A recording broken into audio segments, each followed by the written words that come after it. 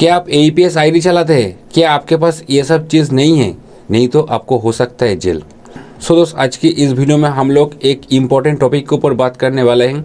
सो दोस्त, वीडियो को अंत तक देखिए एंड जो भी दोस्त नए देख रहे हैं प्लीज़ वीडियो को लाइक करिए, फ्रेंड्स के साथ शेयर कीजिए। अगर आपको हमारे इस चैनल में वीडियोस को अच्छे लगे सो प्लीज़ चैनल को सब्सक्राइब करिए, बेल बटन में ऑल आइकन को प्रेस करके रखिए ताकि आपको रियल टाइम में नोटिफिकेशन आपको मिल जाएगा वीडियो अपलोड करने के समय। सो दोस्त, जो भी दुकानदार APS आईडी चलाते हैं उसके लिए क्या क्या मैंडेटरी है आज की इस वीडियो में हम लोग एक एक करके बताएंगे। सो दोस्त, एक APS आईडी रिटेलर आईडी मतलब कोई भी ले सकता है, लेकिन वो रिटेलर आईडी लेने के बाद जो भी चीज़ आपको मैंडेटरी है दुकानदार की, वो चाहे आप घर में बैठे काम कर रहे हैं या आप कोई दुकान खुल के काम कर रहे हैं। एक ट्रेड लाइसेंस होना आपके पास मैंडेटरी है, क्योंकि वो चाहे छोटा दुकानदार हो मतलब छोटा बिजनेसमैन हो, वो चाहे बड़ा दुकानदार हो, सबके लिए ट्रेड लाइसेंस मैंडेटरी है। मतलब बिजनेस करने के लिए आपको ट्रेड लाइसेंस होना जरूरी है, ये पहला दफ़ा हम लोग बता रहे हैं। सो उसके बाद आ रहा है जो भी दोस्त APS का कोई भी कंपनी लेके काम कर रहे हैं, वो चाहे स्पाइस मनी, पे नियर बाई, इजी पे, फिनो, कोई भी कंपनी लेके आप काम कर रहे हैं, आपके पास रजिस्टर जो लेटर होता है आपके पास होना ज़रूरी है। आपको एक प्रिंट करके वो लैमिनेशन करके आपका दुकानों में वो रहना चाहिए, वो रजिस्टर लेटर। तब आपको पता चलेगा ये दुकान में ये सब काम होता है। यहाँ से मनी ट्रांसफ़र, APS का काम, लोन पेमेंट, BBPS, सभी तरह के काम यहाँ से आपको होता है। उसके बाद हम लोग बताएंगे एक CSP रजिस्टर बुक। जी हाँ दोस्तों, एक CSP रजिस्टर बुक, जैसे कि आपको इसी तरह से जो CSP रजिस्टर बुक जो आता है इसके बारे में हम लोग एक डिटेल में वीडियो में बताए हैं। अगर आपने उस वीडियो नहीं देखा, वीडियो को आई बटन एंड वीडियो को डिस्क्रिप्शन बॉक्स में हम लोग लिंक दे देंगे, ज़रूर आप लोग देख लीजिएगा। CSP रजिस्टर बुक क्यों आपको यूज़ करना मैंडेटरी है, क्योंकि आपके दुकान में मान लीजिए आप दुकान में APS से आप पैसे उड़दल कर रहे हैं या ATM से पैसे उड़दल कर रहे हैं। सो एक हफ्ते या 2 महीने बाद आपका दुकान में कोई भी कस्टमर आके बोल रहा है कि हमारे अकाउंट में पैसा उठा लिया है, हमको पैसा नहीं दिया। सो आपका ये जो CSP रजिस्टर बुक है, CSP रजिस्टर बुक में आपका उस कस्टमर का सिग्नेचर या आपका रिकॉर्ड आपके पास रहेगा। जब भी वो कस्टमर वो चाहे बैलेंस इंक्वायरी कर रहा है या मिनी स्टेटमेंट कर रहा है या पैसा भेज रहा है और आपका APS से पैसा निकासी कर रहा है, सबके लिए आपको ये CSP रजिस्टर बुक यूज़ करना आपके लिए मैंडेटरी है, क्योंकि ये आपके लिए मैंडेटरी है। आपका रेपुटेशन मेंटेन करने के लिए ये CSP रजिस्टर बुक सबको यूज़ करना मैंडेटरी है। तो मैंने बता ही दिया कि CSP रजिस्टर बुक क्यों आपको मेंटेन करना है। उसके बाद मैं आ रहा हूँ, आपका दुकान में एक CCTV कैमरा होना चाहिए। आपका दुकान हो सकता है छोटा या बड़ा, आपका दुकान के हिसाब से आपको एक CCTV कैमरा आपको दुकान में होना चाहिए।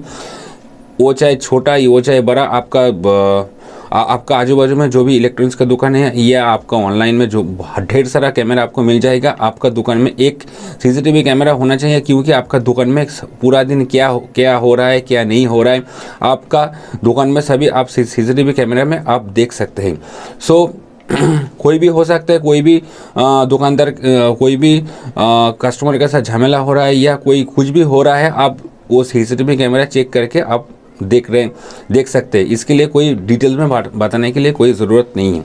सो CCTV कैमरा के बारे में हम लोग बता दिया है। उसके बाद हम बताएंगे कस्टमर रिसीव, मतलब आप APS से निकासी करके जो कस्टमर को दे रहे हैं, आप DMT करके दे रहे हैं, मतलब कस्टमर का मनी ट्रांसफ़र कर रहे हैं या बैलेंस चेक कर रहे हैं या मिनी स्टेटमेंट कर रहा है या लोन पेमेंट, इलेक्ट्रिक बिल, कुछ भी कर रहा है, कस्टमर के लिए एक रिसिप्ट होना चाहिए। मतलब वो जो ये जो थर्मल प्रिंटर है, थर्मल प्रिंटर के ज़रिए आप प्रिंट करके कस्टमर को दे सकते हैं। या आपके पास कोई बड़ा प्रिंटर है, बड़ा प्रिंटर में प्रिंट करने के लिए बहुत ही ज़्यादा खर्च आता है। सो आपके पास कुछ भी प्रिंटर हो, उस प्रिंटर से आपको कस्टमर को एक रिसिप्ट देना मैंडेटरी है, क्योंकि एक कस्टमर आपको अगर आप रिसीप्ट दे देंगे, वो कस्टमर आपके ऊपर बहुत ही खुश हो जाएगा। वो कस्टमर आपसे बैलेंस इंक्वायरी कर रहे, विड्रॉल कर रहे, कुछ भी कर रहे, आपको एक रिसीप्ट देना मैंडेटरी है वो कस्टमर को। मतलब हर कस्टमर को आपको रिसीप्ट देना है। आपका दुकान का रेपुटेशन तब बढ़ेगा एंड आपका रेपुटेशन भी बढ़ेगा एंड आपका दुकान में बहुत सारे कस्टमर भी वो कस्टमर लाएगा। उसके बाद हम बात करेंगे इनकम टैक्स फाइल। जी हाँ दोस्तों, इसके ऊपर बहुत सारे दुकानदार हम लोगों को बता रहा है मैं तो सिर्फ एपीएस का काम कर रहा हूँ या मैं इलेक्ट्रिक बिल भरता हूँ, इसके लिए भी हमको आईटीआर फाइल करना है। जी हाँ दोस्तों, सबके लिए, जो भी दोस्त एपीएस आईडी यूज़ कर रहे हैं, सबके लिए आईटीआर फाइल करना मतलब इनकम टैक्स फाइल करना मैंडेटरी है। क्योंकि आपका जो बिजनेस जो हो रहा है, इसके ऊपर तो सरकार आपके ऊपर नज़र रख रहा है। क्या आप कर रहा है, क्या आप कुछ भी कंपनी का आईडी लेकर आप काम कर रहे हैं। डिजिटल जो भी काम आप करते हैं, उसके लिए इनकम टैक्स फाइल आपको करना मैंडेटरी है। इसके ऊपर मैं एक छोटा सा एग्जांपल देता हूँ। जो भी आपको कमीशन आता है, आप लोग देखिएगा, वो चाहे कोई भी कंपनी का आईडी आप यूज़ करते हैं, आप लोग देखिएगा, कुछ भी करके आपको जो कमीशन मिल रहा है ना, कमीशन के ऊपर एक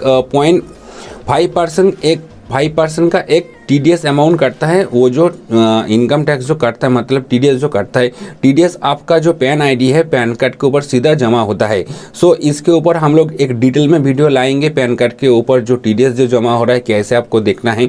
वो जो टीडीएस जो आपके पैन कार्ड के ऊपर जो जमा हो रहा है, इसको आपको वापस लेना है। कैसे आप वापस लेंगे? आपको सीधा इनकम टैक्स फाइल करना पड़ेगा, तभी आपको इनकम टैक्स फाइल करके आपको वापस मिल जाएगा। आपको 1 साल में ऊपर आप जितना ट्रांजैक्शन करेंगे, उतना हिसाब से आपको वापस मिलेगा। वो चाहे 4000, 5000, 2000 जो भी अमाउंट हो, आपको इनकम टैक्स फाइल आपको करना ही चाहिए। ठीक है, एक करेंट अकाउंट आपके पास होना चाहिए। इसके ऊपर भी बहुत सारे लोग हम लोगों को बोलता है, मैं सिर्फ घर बैठे बैठे एपीएस का काम कर रहा हूँ। हमारा गांव में बहुत सारे लोग हमारे पास आता है, बोलता है हमको एपीएस से निकासी करके दो इस बैंक से। दोस्त, इसके लिए भी हम लोगों को करेंट अकाउंट खोलना पड़ेगा। जी हाँ दोस्तों, आपका दुकान में आप चाहे दुकान से काम कर रहे हैं या आप घर से बैठे बैठे आप काम कर रहे हैं, सबके लिए भी एक करेंट अकाउंट होना मैंडेटरी है। क्यों करेंट अकाउंट होना मैंडेटरी है? जो भी आईडी आप इस्तेमाल कर रहे हैं, वो आईडी से आप दिन में 3-4 दिन अंतर या हर दिन आप बैंक से जो विड्रॉल करके आते हैं, जो मूव टू बैंक करके या सेटलमेंट करके आप जो भी पैसा बैंक से उठा के लाता है या सीएमएस कोई भी करता है आप, वो जो ट्रांजैक्शन होता है ना, वो ट्रांजैक्शन सेविंग्स अकाउंट के लिए नहीं है। क्योंकि सेविंग्स अकाउंट सेविंग्स करने के लिए बनाया हुआ है। ये जो ट्रांजैक्शन है, ये ट्रांजैक्शन अनलिमिटेड है, मतलब ये ट्रांजैक्शन होता ही रहेंगे। ये जो ट्रांजैक्शन है, इसके लिए भी करेंट अकाउंट होना चाहिए। एंड उसके ऊपर भी इसके अलावा भी आप दुकान में जो फीस पेमेंट करते हैं, वो चाहे ऑनलाइन फीस पेमेंट होता है एंड कॉलेज का फीस पेमेंट जो भी होता है, आपको करेंट अकाउंट से करना पड़ता है, राइट। दोस्तों, इसके लिए एक करेंट अकाउंट होना आपको मैंडेटरी है। पहले दफ़ा मतलब फर्स्ट टाइम में आपको करेंट अकाउंट होना ज़रूरी नहीं है। कुछ दिन बाद आपको मान लीजिए आप 1 महीना या 2 महीना दुकान खुले हैं, उसके बाद आपको करेंट अकाउंट एक होना मैंडेटरी है। आप करेंट अकाउंट करा लीजिएगा आपका नज़दीक में जो भी बैंक है। दोस्त, पूरा डिटेल्स हम लोग इस वीडियो में आलोचना कर रहे हैं कि आपको एपीएस आईडी मेंटेन करने के मतलब चलाने के लिए क्या क्या आपके पास रहना चाहिए। दोस्तों, बहुत सारे दोस्त हम लोगों को बोलता है कि कोई भी रिटेलर आईडी लेके ये सब कम करके भी इतना ज़्यादा मेंटेन करना पड़ता है। जी हाँ दोस्तों, अगर आप ये सब चीज़ मेंटेन नहीं करेंगे, हो सकता है 1 साल, 2 साल, 3 साल आपके साथ कुछ भी ना हो, लेकिन 4 साल के बाद आपके साथ इनकम टैक्स वालों ने बहुत कुछ कर सकता है आपके साथ। दोस्त, ऐसा मैं प्रार्थना करता हूँ आपके साथ अगर ना हो।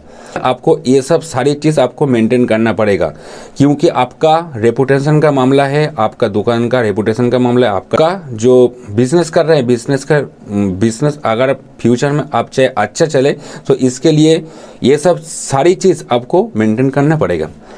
दोस्त, आई होप ये सब जो भी डिटेल्स हम इस वीडियो में आलोचना कर रहे हैं, आप सभी डिटेल्स आप अच्छी तरह से समझ गए हैं। आज के लिए इतना ही, मिलेंगे और एक वीडियो में। तब तक के लिए नमस्कार, जय हिंद।